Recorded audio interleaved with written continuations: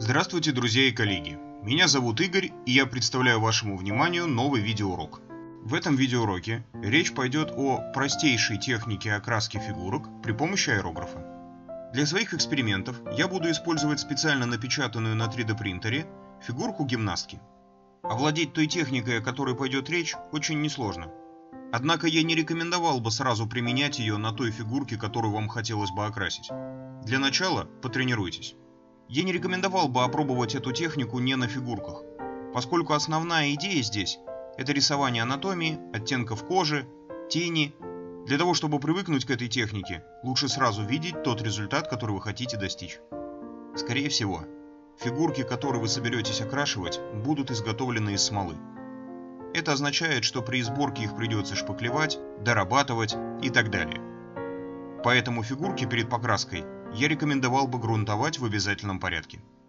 Я буду использовать для данного эксперимента серую грунтовку Mr. Surfacer от компании Ginza.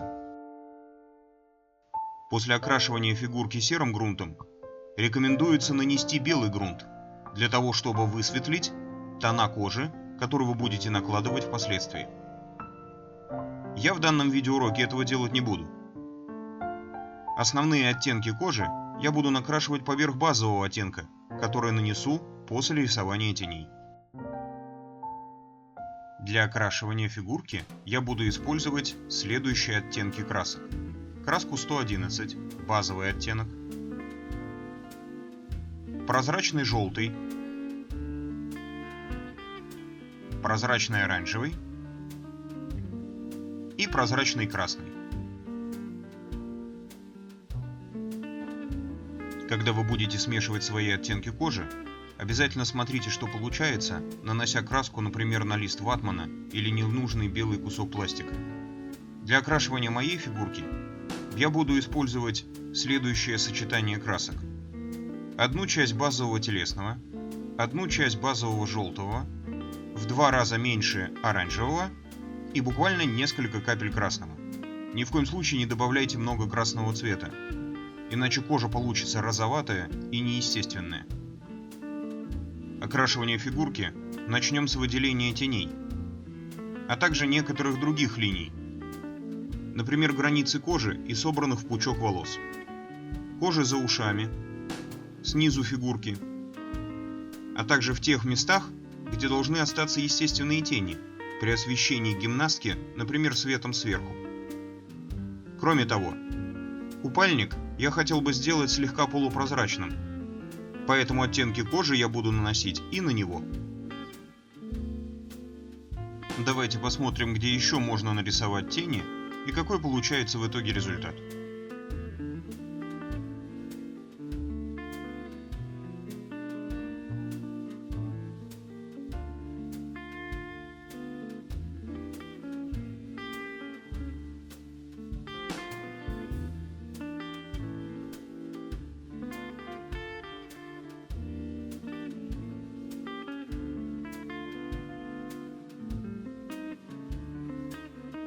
Затем, не выливая имеющегося раствора, я добавляю в него еще краски номер 111 и окрашиваю уже всю фигурку, выравнивая тем самым тон и задавая необходимую базу.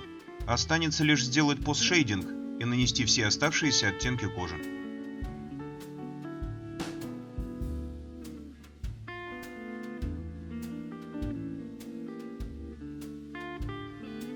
При рисовании постшейдинга в базовый темный оттенок я добавляю немножко больше оранжевого, для того чтобы сделать кожу более теплой и загорелой. После завершения постшейдинга начинаем вновь добавлять в оттенок краски базовый телесный, краску номер 111, и постепенно высветлять кожу. На данном этапе обязательно нужно высветлить те участки, где кожа натянута. В данном случае я буду больше высветлять колени, изгибы рук и мышцы. Не нужно также забывать, что в итоге фигурка будет освещена сверху, а значит высветления должны быть тем светлее, чем выше этот участок.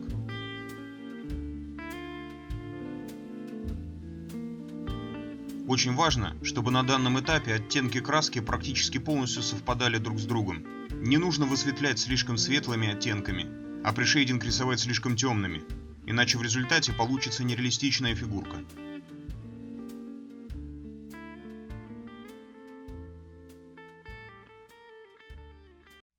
Закончив накрашивать все оттенки кожи, покрываем фигурку глянцевым лаком.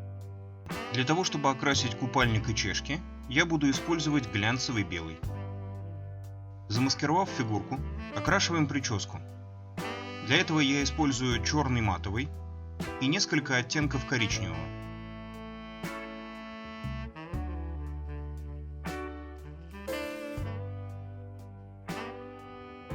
Для придания прическе объема я также использую технику сухой кисти.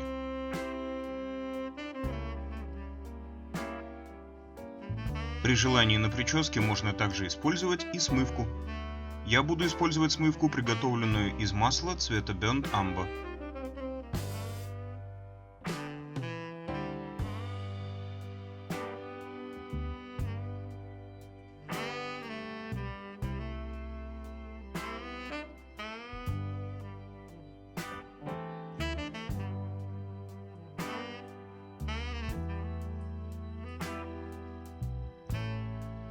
Изменив расположение масок, окрашиваем купальник и чешки. Не забудьте, что мы хотим сделать ткань купальника слегка полупрозрачной. Это значит, что в тех местах, где он плотнее прилегает к коже, его не нужно окрашивать. Впоследствии эти участки мы выровняем с основной частью купальника при помощи нескольких полупрозрачных слоев белого цвета.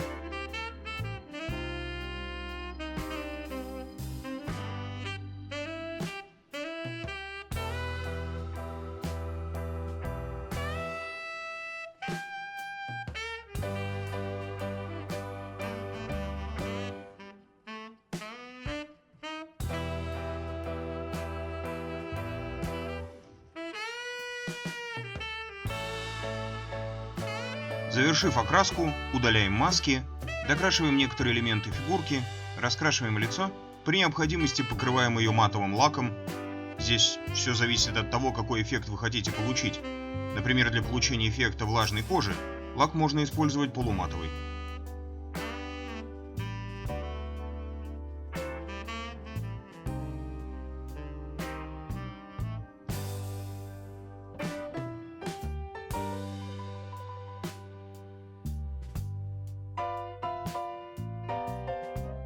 После нанесения финишных слоев лака и окрашивания всех элементов и деталей, фигурка будет закончена. Давайте также посмотрим на то, как выглядит фигурка, если ее доработать, отшлифовать после печати и окрасить, используя показанную в этом ролике технику.